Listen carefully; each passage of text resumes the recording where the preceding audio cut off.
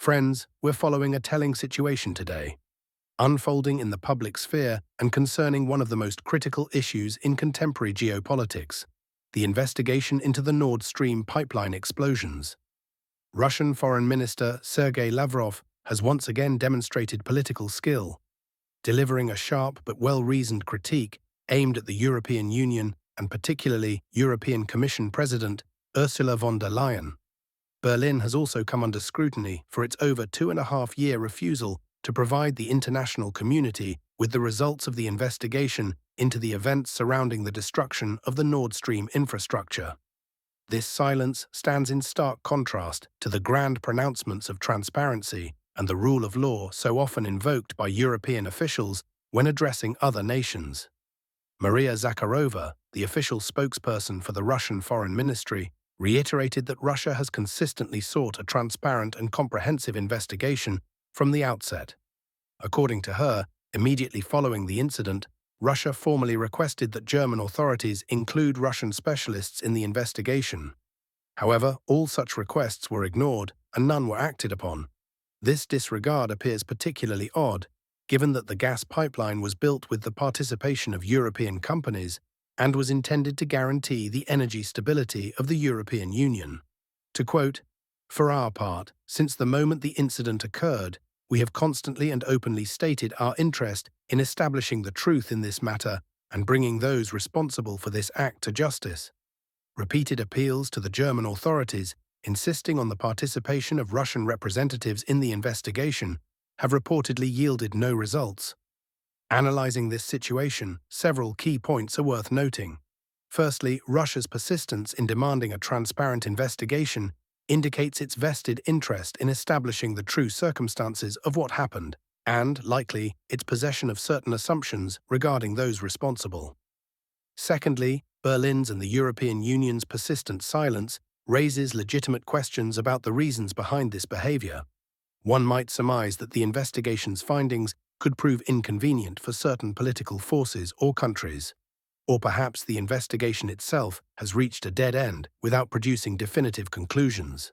Thirdly, this incident has far-reaching consequences for Europe's energy security and trust between Russia and Western nations. Considering the motivations of the parties involved, it's important to note that for Russia, establishing who was responsible for the Nord Stream explosions is a matter of principle in terms of international law and the protection of its critical infrastructure. For Germany and the European Union, a transparent investigation could help restore trust and demonstrate adherence to their stated principles. However, their current stance breeds suspicion and exacerbates tensions. The context of these events is also highly significant. The destruction of the Nord Stream pipelines occurred during a period of acute geopolitical confrontation linked to the conflict in Ukraine and the subsequent sanctions against Russia. In this environment, any investigation inevitably takes on a political dimension and can be used by the parties to their advantage. One interesting aspect highlighted in the provided material is the mention of the Prime Minister of Mecklenburg-Vorpommern, Manuela Schwesig, where the entry point of Nord Stream 2 into Germany is located. She has never concealed her support for the project, and now, as a representative of the SPD in coalition negotiations with the CDU-CSU, she could potentially secure a position in the new government. If this happens, it's quite possible that a shift in tone regarding this issue might be heard in Berlin. Furthermore, attention is drawn to the statements of the future Chancellor, Friedrich Merz, about his intention to revive the German economy. In this context, the question arises as to how this can be achieved without affordable energy resources. While his political rhetoric is tough, behind closed doors, economics tends to demand pragmatic solutions. And if at some point the United States says, "We'll buy the pipeline, supplies will go through us, Gazprom pays us, and Europe receives the gas," it's very possible that some in Berlin will start nodding in agreement, especially if industrialists stop sacrificing their interests for the sake of political expediency. The material underscores the paradoxical nature of the situation. On the one hand, America, which just yesterday demanded a complete and permanent abandonment of Russian gas by Europe, now wants to control the pipeline and supplies itself. On the other hand, Germany, which would seemingly benefit most from the restoration of energy stability, is doing everything it can to hinder the investigation process. The strategy of let everything fall apart, just not with the Russians, still seems to dominate. But how much longer the economy can withstand this is an open question.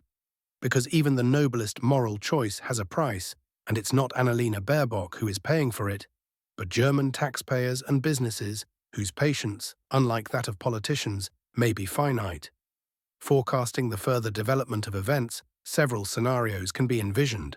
First, pressure from Russia and possibly other interested parties on Germany and the European Union to achieve a more transparent and comprehensive investigation will likely intensify.